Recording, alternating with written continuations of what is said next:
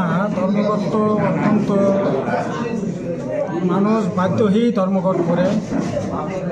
কারণ দেশে যা অবস্থা, সাধারণ মানুষ, অংশের মানুষ, খেতে খাওয়া মানুষ, খ্যাত মজুর, দিন মজুর থেকে আরম্ভ করে সকল অংশের মানুষের উপর যে ভয়ঙ্কর আক্রমণ এখন সংগঠিত হচ্ছে, ন্যূনতম যে অধিকারগুলি ছিল এই অধিকারটা পর্যন্ত এখন ছিনিয়ে নেওয়ার চেষ্টা হচ্ছে।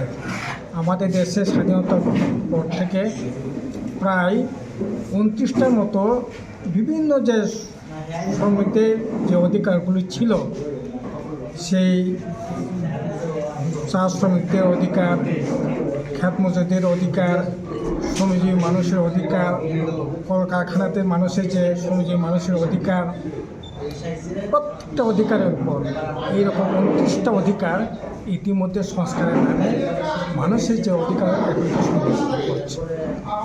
সর্বশেষ যে অধিকার উপর হাত দিল এটা হচ্ছে রেগা। আমাদের দেশে শতকরা শ্রমজীবী অংশের মানুষ 70% 65% হচ্ছে কৃষিজীবী শ্রমজীবী অংশের মানুষ। যে অধিকার তার রেগার মাধ্যমে ন্যূনতম অধিকারগুলো ভোগ করতেন,